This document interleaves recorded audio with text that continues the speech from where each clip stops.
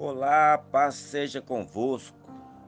Eu vos abençoo em o nome do Senhor Jesus Cristo, nosso Senhor e também Salvador.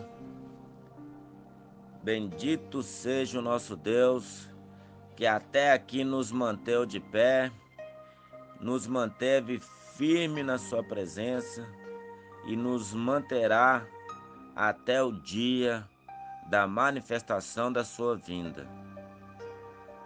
Eu te abençoo em nome de Jesus e desde já te convido a fechar os seus olhos, a fazer comigo esta oração.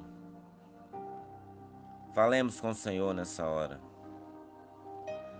Grande Deus e poderoso Pai, em nome de Jesus Cristo, te agradecemos por mais um dia de vida, te agradecemos mais uma vez por essa rica oportunidade que nos foi oferecida neste dia. Agradecemos ao Senhor por estarmos vivos, por estarmos de pé na tua presença. Em nome de Jesus Cristo, agradecemos ao Senhor. E também te pedimos que nos perdoe nossas falhas, perdoe os pecados que temos cometido, perdoe as nossas transgressões e iniquidades.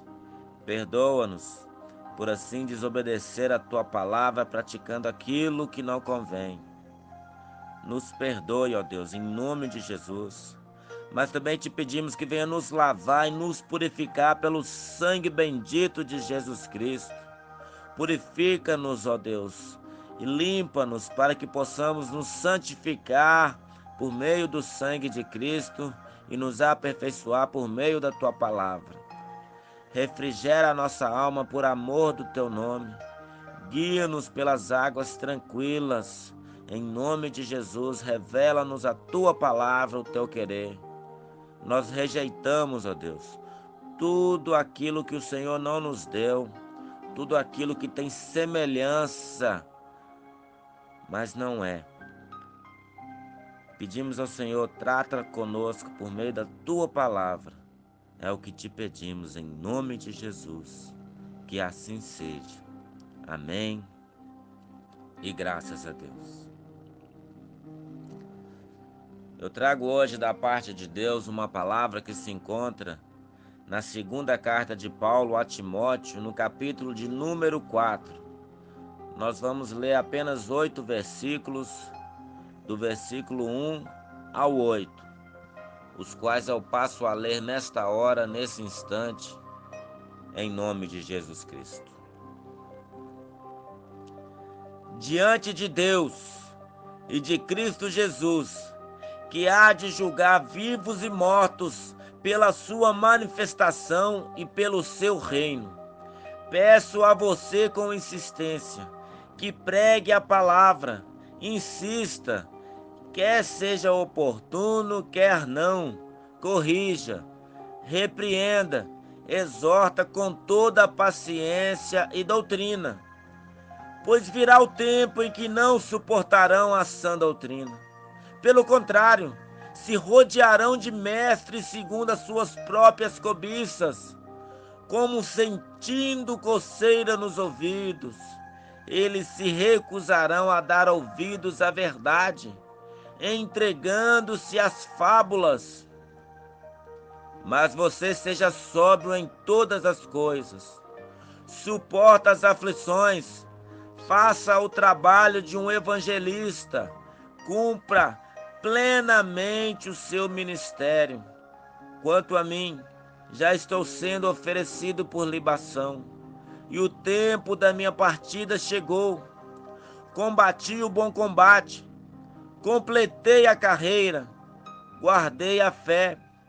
Desde agora me está guardada a coroa da justiça, que o Senhor, reto juiz, me dará naquele dia. E não somente a mim, mas também a todos os que amam a sua vinda. Aleluia! Glória a Deus! Fiel é esta palavra, digna de toda aceitação. que em breve o reto juiz virá para resgatar os seus escolhidos. O apóstolo Paulo, sabendo que o dia da sua partida, a hora da morte deles estava chegando, Paulo já estava pronto para ser oferecido por libação. Paulo seria oferecido por sacrifício. Ele teria sua cabeça decapitada por causa do testemunho de Jesus Cristo, por causa do Evangelho, por causa da palavra que ele pregava.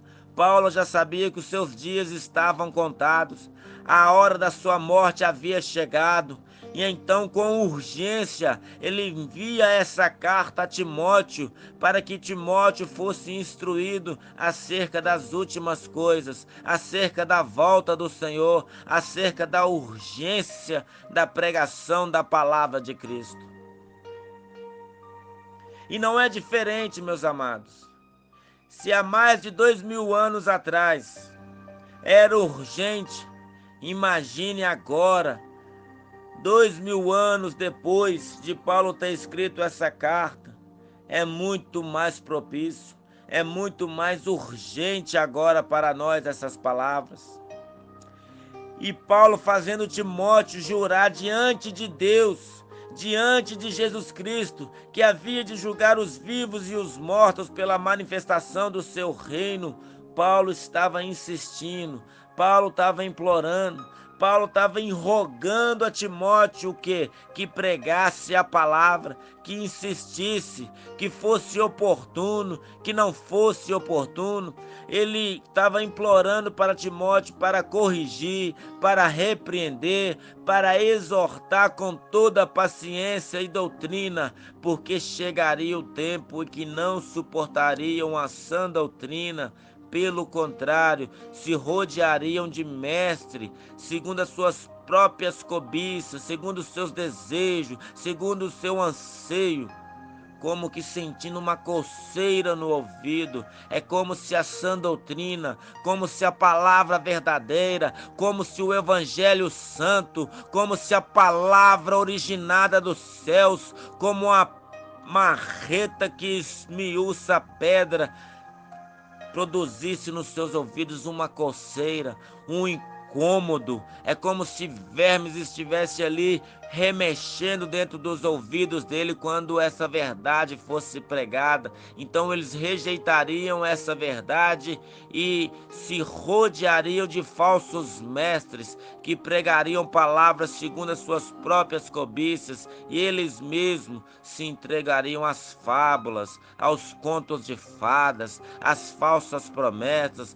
a um falso evangelho, a algo pútrido, imundo, sujo, profano, mesquinho, soberbo, algo vindo não da parte de Deus, mas algo oriundo, original das trevas, um evangelho falso vindo do inferno, produzido pelo seu próprio mestre, que é o Satanás. Esta que é a palavra que a igreja está amando, esta que é a palavra que essa falsa igreja está adorando ouvir.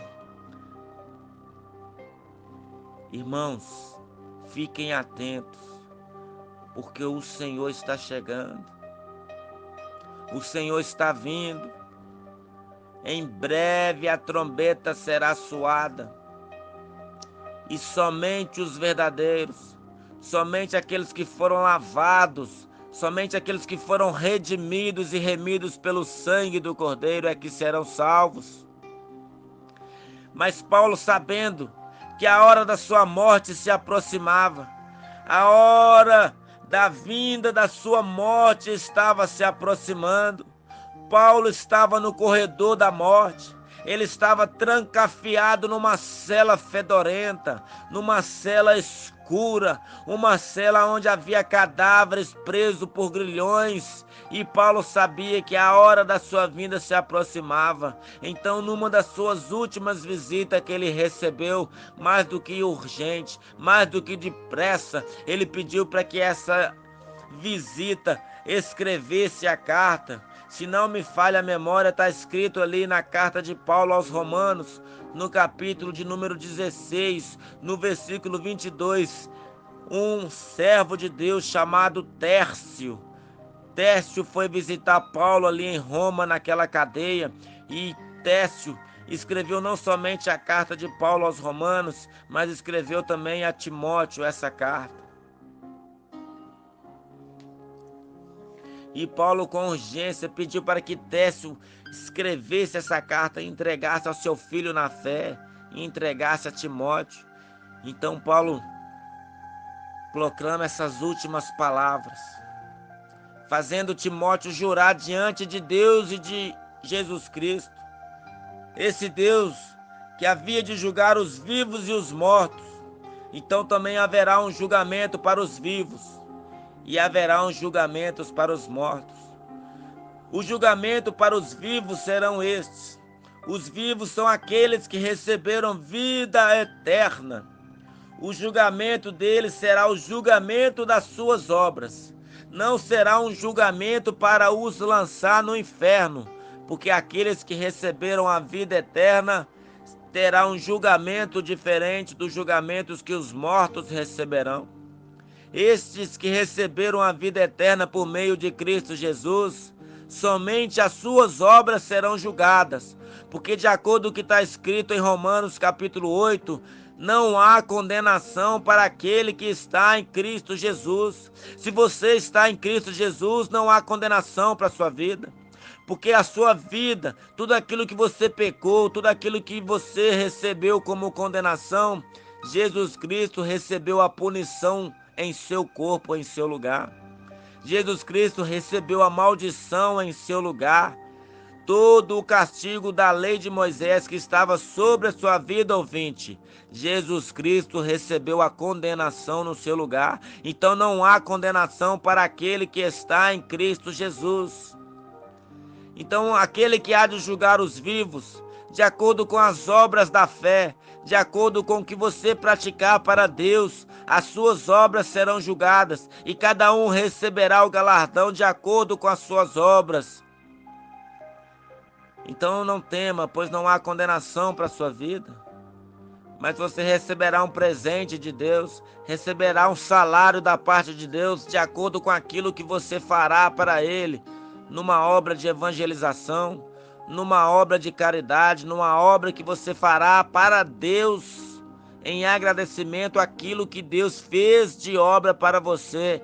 E a obra que Deus realizou para você foi sacrificando e ressuscitando Jesus Cristo. Sacrificou Jesus no altar chamado Cruz do Calvário. Ali o Cordeiro foi imolado. Ali o Cordeiro, aonde o próprio Deus coloca a mão sobre a cabeça desse Cordeiro que tira o pecado do mundo e transfere para ele toda a sua culpa, transfere para ele, para Cristo, toda a sua condenação. E ali o cutelo de Deus, a faca de Deus, atravessa Jesus Cristo e mata Jesus Cristo em seu lugar.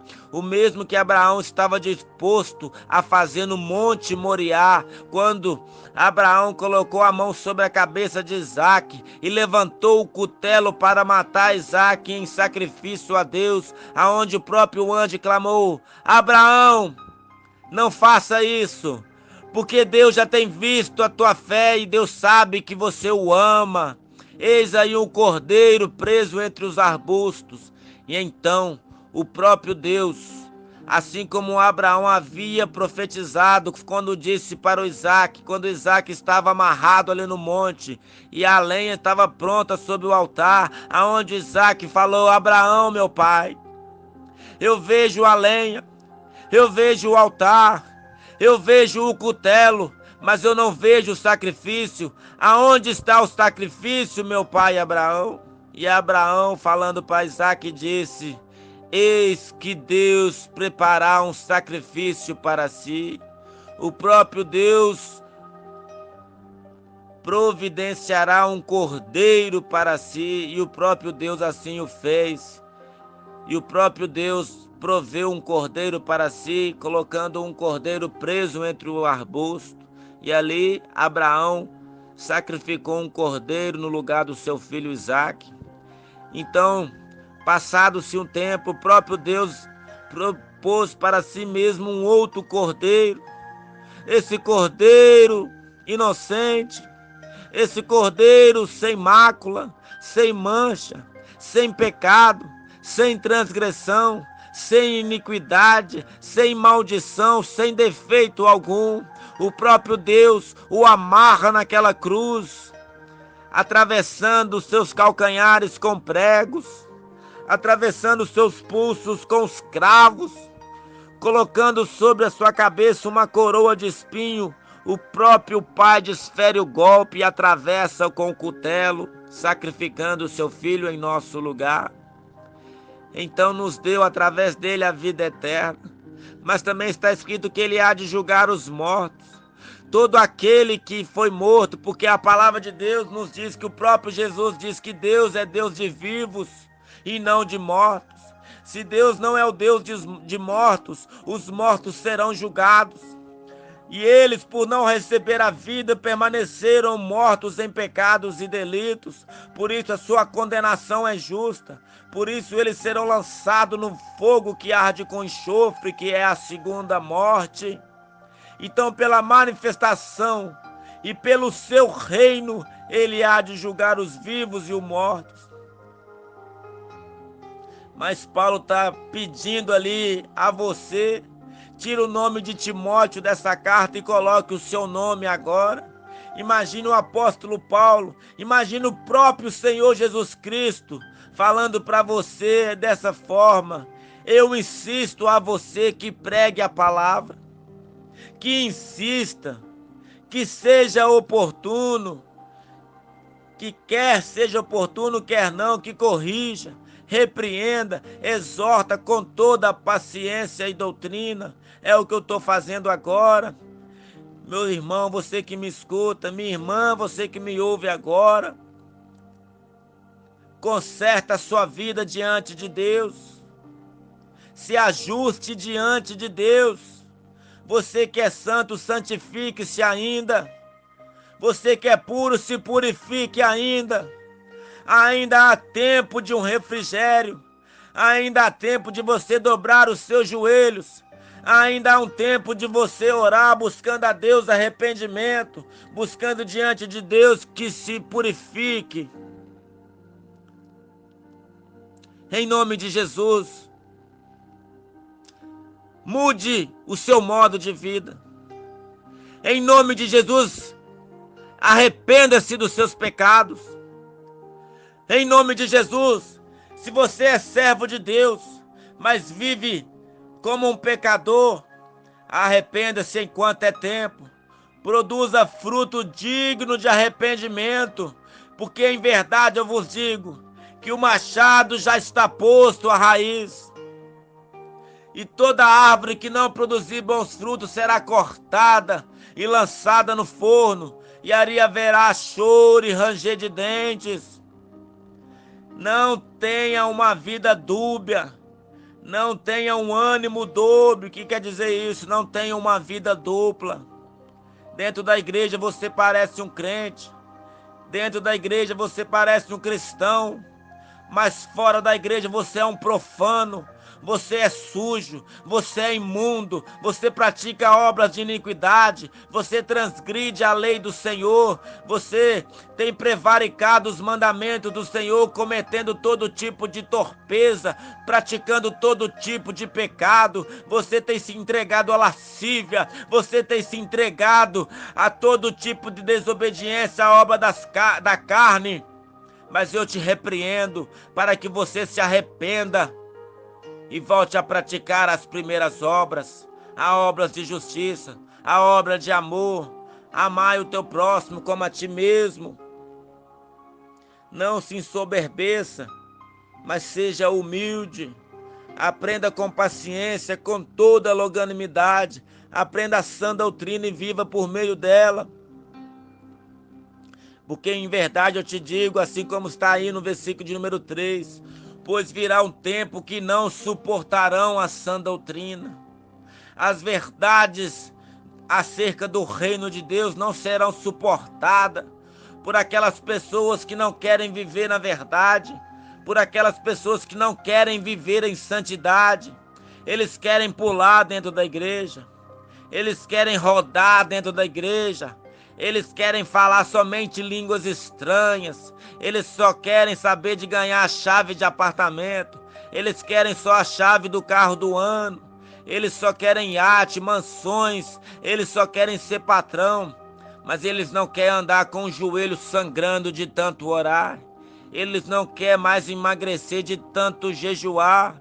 Eles não querem mais se humilhar debaixo da potente mão do Senhor, mas eles só querem shows, eles só querem festas, eles só querem se alegrar, eles só querem casar, eles só querem se dar em casamento, eles só querem ficar, só querem festinha, só querem curtir o que a vida tem de bom e de melhor. Mas em verdade eu vos digo que tudo aquilo que o seu olho vê, tudo aquilo que o olho pode ver, será desfeito na vinda do Senhor, na manifestação do seu reino. Tudo isso será destruído, tudo isso que os olhos podem ver será derretido no fogo devorador que virá da parte do Senhor no dia da sua vinda, porque assim como está escrito na carta de Pedro, os céus e a terra que agora existem têm sido entesourados para fogo e juízo e destruição dos homens ímpios.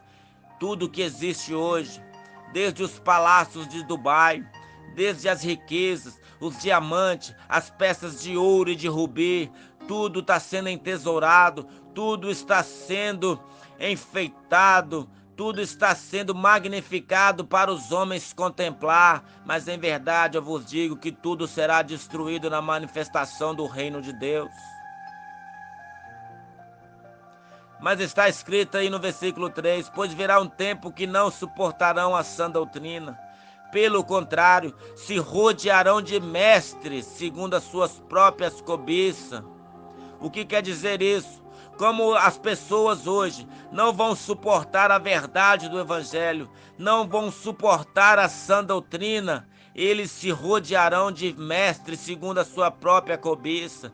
Isso quer dizer que eles vão forjar, eles vão fabricar, eles só irão na igreja onde terão falsos mestres que pregarão que vocês devem relaxar, que vocês devem possuir o melhor dessa terra, que você deve ser rico, que você deve ter o melhor dessa terra, que você deve reinar nessa terra, que você deve ser um príncipe, uma princesa, um rei, uma rainha, que você deve ter o melhor do ouro, o melhor dos tecidos, os melhores carros, as melhores mansões, os melhores iates, as melhores coberturas. É isso que esses falsos mestres irão pregar, que você deve andar de Mercedes, de Rolls Royce, de Lamborghini, de Maserati, que você deve andar de Ducati, as melhores motos, as melhores lanchas, os melhores carrões.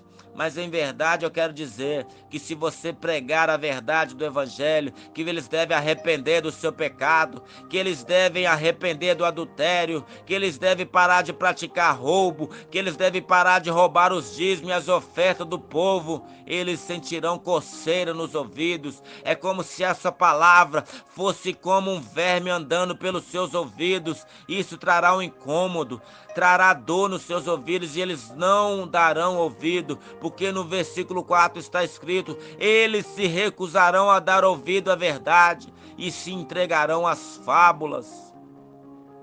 Mas para nós que amamos a verdade do Evangelho, para nós que amamos a sã doutrina, o versículo 5 em diante está escrito aí: mas você que me ouve agora, mas você seja sóbrio, esteja são, esteja atento, esteja desperto, não ande em sonolência, não ande cochilando, mas seja como um atalaia, seja como um vigia, seja como aquele guerreiro que está na torre de vigia, vigiando para que a sua cidadela não seja invadida. Mas você seja sóbrio em todas as coisas. É em tudo, irmão, é em todas as coisas. Suporte as aflições. O que é isso? Muitas aflições hão de sofrer os justos, os servos de Deus hão de sofrer muitas coisas, mas nós devemos suportar tudo. Faça o trabalho do evangelista. O que é o trabalho do evangelista? Talvez você ache que não tenha um chamado de evangelista, mas quando uma pessoa chegar para você falar que está passando por dificuldade, por sofrimento, por angústia, por qualquer outra coisa, fala para essa pessoa sobre Deus. Fala para ela como Deus pode mudar a situação dela. Não importa se você não sabe onde os versículos estão escritos. Fale apenas de Deus. Fala, olha, Deus pode mudar a sua vida. Se você entregar a sua vida para Deus, se você confiar em Deus, Deus pode mudar a sua situação. Deus pode mudar o seu casamento. Deus pode tirar seu filho das drogas. Fala para essa pessoa, cumpra plenamente o seu ministério.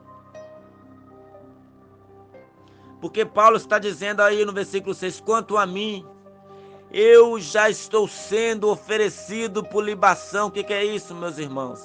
Ele já estava para ser entregue à morte. Nós sabemos que, de acordo com o subsídio teológico, de acordo com historiadores cristãos, Paulo foi decapitado. O que quer dizer isso? A cabeça dele foi cortada por causa do testemunho do evangelho. Quanto a mim, já estou sendo oferecido por libação, e o tempo da minha partida chegou. Eu quero que você que me ouve, você não sabe do dia da manhã, você não sabe que hora o Senhor vai te recolher desta terra. Eu que estou pregando, eu não sei que hora eu serei recolhido dessa terra. Pode ser agora mesmo, durante essa gravação, o Senhor pode me recolher, mas eu quero que você esteja atento. A vinda do Senhor se aproxima, a hora da sua chegada está aproximando e você tem que ficar apercebido disso. Você tem que estar atento quanto a isso, porque Paulo disse, quanto a mim já estou sendo oferecido por libação. O tempo da minha partida chegou, combati o bom combate. Se Paulo combateu o bom combate, nós também devemos combater esse combate pela fé, meus irmãos. Devemos lutar ardentemente e incessantemente contra o pecado, contra as adversidades dessa vida e nos manter firme, porque Paulo combateu o bom combate. Completei a carreira, guardei a fé. Nós devemos completar a nossa carreira que está proposta para nós, meus irmãos.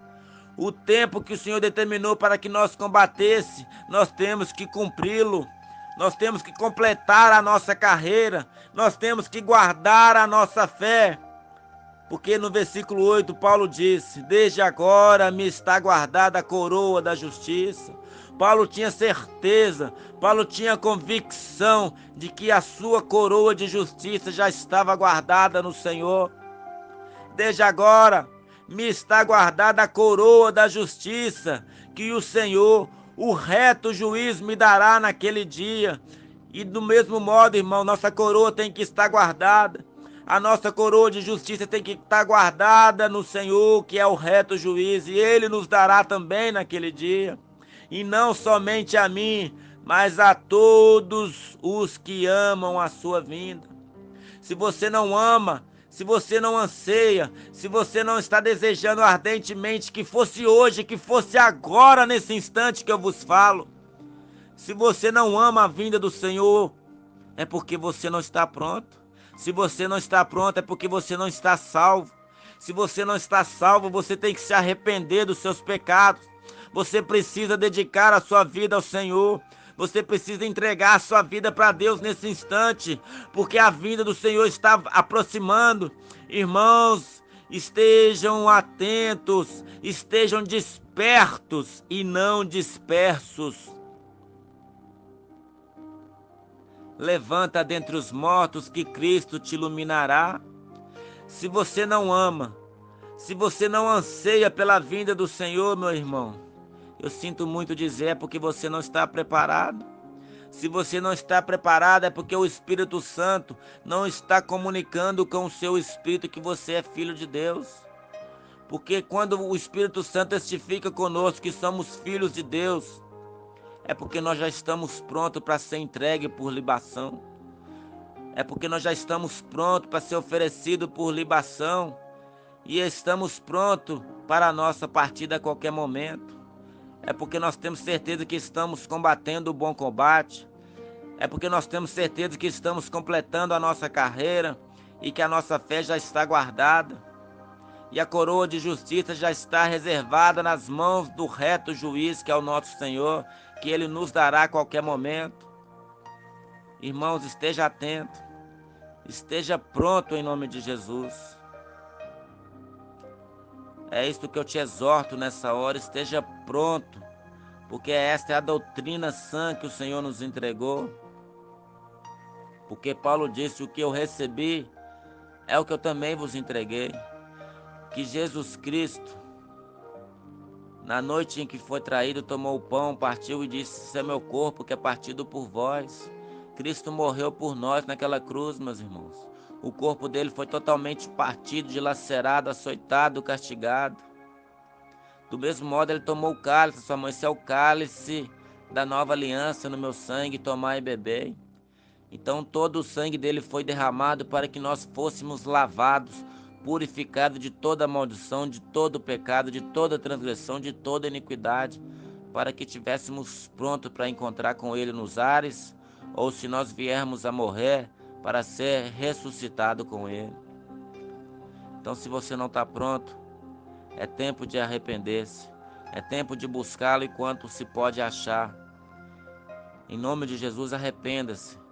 Muda de vida, muda o seu raciocínio, muda a sua mente e entrega a sua vida ao Senhor enquanto é tempo. Porque por enquanto Ele é o nosso bom pastor que dá a vida pelas ovelhas. Mas quando Ele voltar, Ele será o reto juiz, que vai castigar cada um segundo as suas obras e vai galardoar cada um segundo também as suas obras. Vamos falar com Deus nessa hora, em nome de Jesus. Grande Deus e poderoso Pai, em nome de Jesus Cristo nos entregamos ao Senhor, primeiramente para pedir perdão, porque não temos vivido de maneira reta, de maneira justa, de maneira saudável, de acordo com o teu santo evangelho, de acordo com a tua santa palavra. Mas nos arrependemos por viver de qualquer maneira, por vivermos de forma dissoluta, desregrada, de maneira pecaminosa. Nos arrependemos, nos entregamos a Ti e confessamos ao Senhor como o único e suficiente Salvador de nossas almas, de nossas vidas. Eu entrego, Senhor, a minha vida nas Suas mãos, em nome de Jesus Cristo. Realiza em nós o Teu querer, a Tua vontade, em nome de Jesus, e nos capacite para pregar essa palavra, para ser testemunha viva e fiel do Senhor, Pai, em nome de Jesus. Assim eu oro, te agradeço, que assim seja. Amém e graças a Deus.